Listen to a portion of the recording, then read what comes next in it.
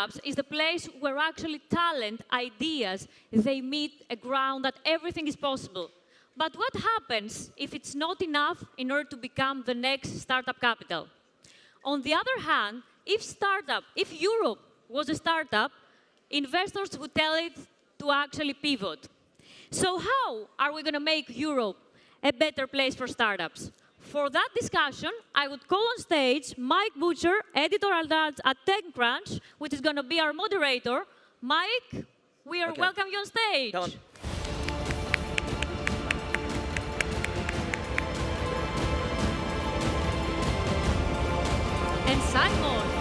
And Simon Schaefer, founder, factory speaker.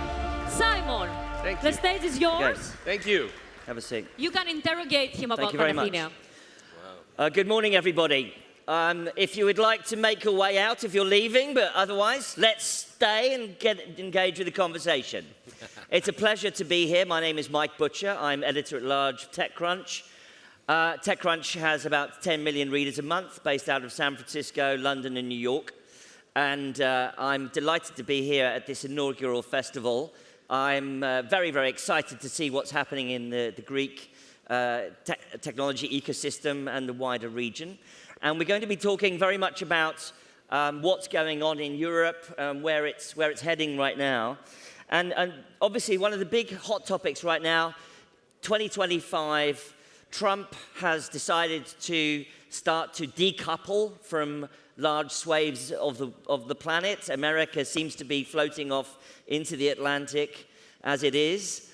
Europe is realizing that it might have more strength, perhaps, than it previously thought, and more opportunity, perhaps.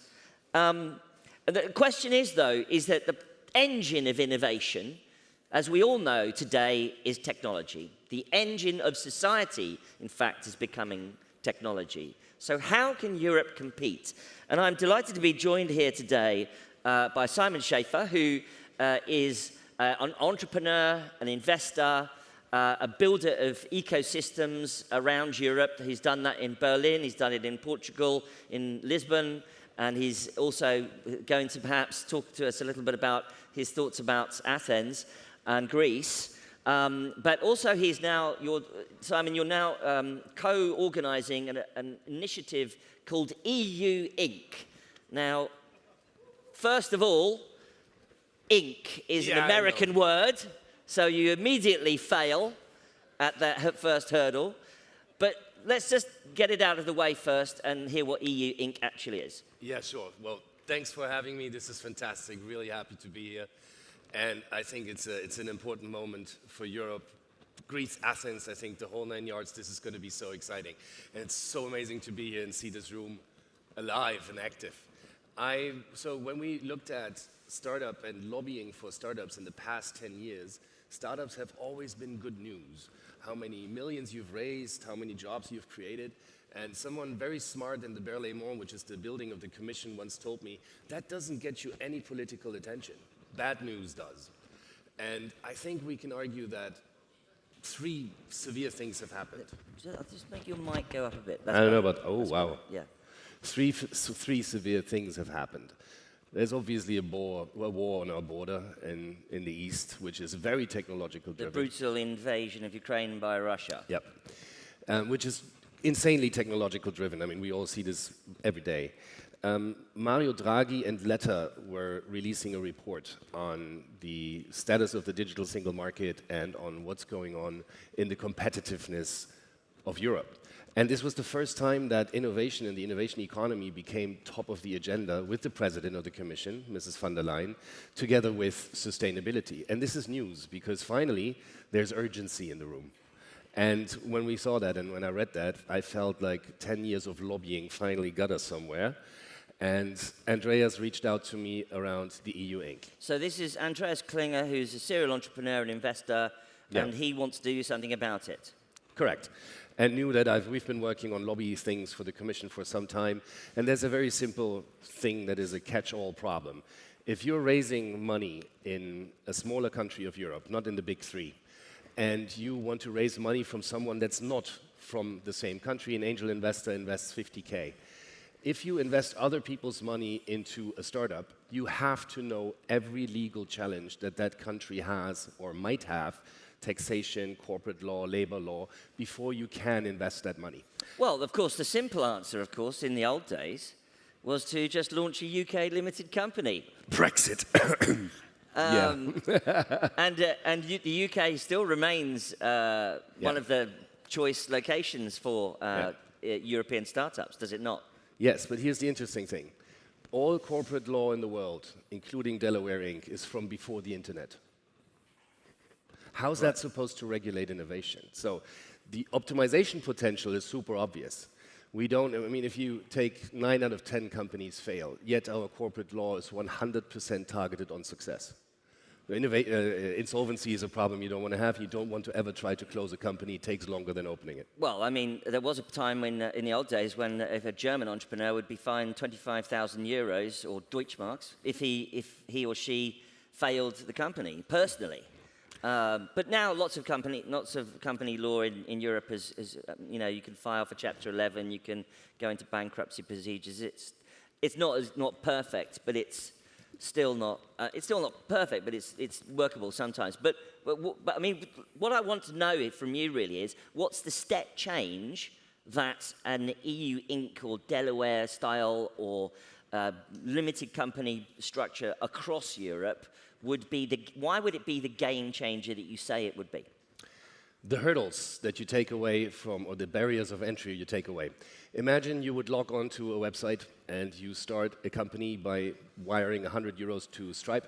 Then you have 100 shares and you give your co-founder email access and you give him 33 of those shares for 33 euros.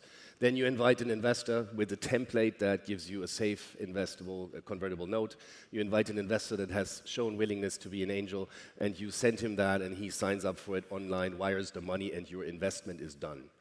I mean, that's something that there's workarounds all over the world. But the question is, why not ease that barrier of entry? And even better, why not make Europe the best place to found, fund, and scale a startup? Well, fine, you can found and fund and scale, but funding is still an issue. And early stage funding in Europe, although it has massively improved, still is dwarfed by what happens in the US. The real thing that investors say to me as a journalist is that it's the later stage funding, it's the growth, the beyond Series A issue. And that's not going to be solved by just another corporate structure, is it? Well, if you want to install a vibe shift, and if you want to make sure that Europe takes the innovation economy as a whole serious and is not fractionalizing over its member states, then you, and this is what we're thinking, you need to introduce an initial layer on which you can build upon. And I think there's a very interesting example from Estonia. Most of us know the e-residency and how easy it is to set up a company there. The ecosystem of services and companies that has been developing around that is massive. And you know, ultimately, taking away barriers is one thing, but supporting a cultural shift where I think we can see that now. I mean, there's a vibe shift. People are talking no longer about bottle caps with the thing with the attachment to it. This is kind of the memes on the internet have changed. There's the memes on the internet are that you know, while America's building artificial intelligence, we've got bottle caps that don't fall off the bottles. Right. Exactly. Yay us. Yay. But you see, there's the counter narrative, which is Stabbings with For Europe, which is I think this, which is a couple of other initiatives which are privately driven and that are trying to convince the Commission that this is not a nice to have, but an absolute must have. Are there any unintended consequences to this? Would you see people setting up companies from China or from Russia or whatever? I mean, how is it going to be policed? How could we could avoid abuse of the idea that you're coming up with? Fraud. It's the elephant in the room, AML, of course. the whole works. But I think it's exactly the same way as neobanks have taken down the barriers of opening a bank account. And that's the same thing we need to do for companies. And yes, of course, you will have a fractional or a percentage that introduce additional issues that need to be dealt with. But identification, online processes to hold your passport into a camera, I mean, these things are possible and quite secure. But it all sounds fantastic. It sounds like Nirvana. The problem is, you and I know, it's going to take forever. The EU is not known for moving fast and breaking things, in the famous phrase. It's famed for moving very, very slowly and doing hardly anything at all, most of the time. What do we do about the speed? How do we increase the speed? We really, I think Europeans, and I can count myself as a European, despite being in a Brexited country. I was against that, by the way, before you kill me. Is that Europeans really, I think you talk about a vibe shift, Europeans are really ready to go. They're really ready to go. We're ready to get our stuff together. We've got a war on our borders. We've got threats from Russia. We've got fantastic, talented people. We've got Americans coming to Europe, for heaven's sake, because they believe in real freedom and real freedom of speech. But the speed is the issue, isn't it? Yeah, 100%. But look, that's why I think we did a different approach with the EU Inc. And those of you that haven't seen it, please go to eu-inc.org and sign up for the petition. What we did first was we put out a text that's very simple to understand and explains the problem. And inside, I think, 2 weeks, we had 15,000 signatories. So we hit a nerve. And what we then decided was to design a legal proposal together with some of the largest law offices in Europe, and big shout out to Raf here from Oric, who helped substantially in drafting this. It's a 70-page guideline on how to build the EU Inc. And this is a different approach to policy making, and it's a bit of a productization of policy. When usually people would design policies, it's contracts, it's in the hidden closets of somewhere in the Berlaymont, and nobody understands it. It's above a lot of people's pay grade. But simplifying it and building a product that's crowdsourced, that's from the community for something this complex is possible, and we're proving that. And what we want to do next, maybe, is actually build the damn thing, because it's a software you need to log into and actually make a couple of clicks. It's not that hard. Right. Okay, well, you've got, I think you did a petition, didn't you? How many signatures did you get? 15K. 15,000. And what about the investors? What's the investor reaction? Are they shrugging their shoulders, or are they on board? They were the biggest supporters. I think what they see in a portfolio view is the challenges across multiple companies. Whereas a startup rarely has the chance to either, it succeeds and it's on a path and it's very busy, and if it doesn't succeed, it won't be listened to on what the problems are, usually. We always make the mistake of listening to the one that succeeds and not listening to the 9 that fail, I think. But that said, Atomico, Sequoia, Index, the biggest names, and the local ones, Point 9 Capital, everyone was on board for this. Okay, and where are we now? Where are we now? May. What's the situation right now? How long are we going to have to wait? Or what's the momentum at the moment? Personally, I'm struggling with that for all the reasons that you said, and we want to speed it up and we want to rattle the cage more. The Commission is always, in a way, so complex that it has to go through several bodies in order to be adopted by member states. And there's the Council with the Prime Minister or the representatives of the member states that can shoot holes into it because of protecting their sovereignty. So there's a lot of challenges politically. Best possible timing, first company incorporated in 2027. But I have to also say that speed should not be in the way of ambition. And maybe, just as startups do, we need to hack the system. Maybe we as the startup community need to build it, launch it, and if it's not adopted by member states, every time somebody registers a company, it sends an email to every prime minister in Europe and says, that's what I would have wanted. So there's ways around that. So you think in the vibe shift language you use, that if it starts to happen in one country, then the other countries will start to take notice?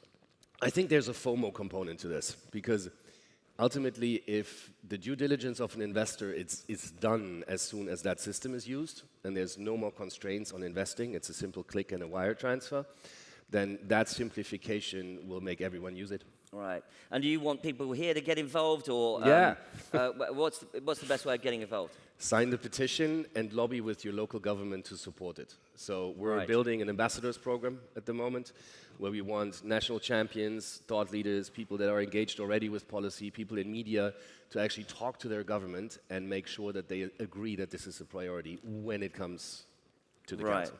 And finally, zooming out a bit, you've been an investor in and an entrepreneur in Europe for many years. I certainly know, I watched your progress in Berlin when you built out the factory, which was, I think, some sort of old, well, it was an old factory, basically, in Berlin, wasn't it? Yeah. Literally on the Berlin Wall. So it's quite an interesting symbol of the reunification of Germany and of Europe very much post-1989. And that building became the center of an ecosystem very much in Berlin during, about 15 years ago when the technology scene there blew up. What do you think, well, I mean, as an observer and as clearly an actor and a player in those kinds of ecosystems, what are some of the thoughts you have about building ecosystems around technology and innovation? Post-pandemic, people work remotely, they maybe go and, work by the beach or whatever. Is it really important to have those sort of clusters that we used to have? Of course. I think that creative moments, collective creative moments are still what drives the majority of innovation. And Zoom calls is not really giving you that. But let me go back one step, because I think there's a clear learning from what has happened in Portugal, and I think we can all agree that Portugal has made a name for itself when it comes to coming from nowhere into a startup ecosystem. And there is the three components to it. One is an international tech conference. We have that now, right? Here. In English. In English. Second is a government that's really willing to endorse it. I was the founder of Startup Portugal, government think tank, writing policies for the country, so they really embraced policy for Berlin startups. is a co-founder of Startup Portugal. Okay. Yeah, why not, right? Right. And the third one is a cluster, so an innovation district, which I happen to build as my business. But those we've all been to those innovation districts, and some politician cuts a ribbon and says, here, come, all you, innovative people, come and sit here in this box 25 miles outside the city, and the coffee is terrible, and nobody wants to do it. My coffee is fantastic. But nobody wants to do it. No, so I think the difference is... The science park. Yeah, that's horrible. But and lots to say about that also when talking about the geography of a city. But I'm from Berlin. I was brought up in Berlin when the wall came down. I saw a second half of a city built in no time. And I also know about the power that some of these brands, startups, and companies have to change neighborhoods and districts and cities.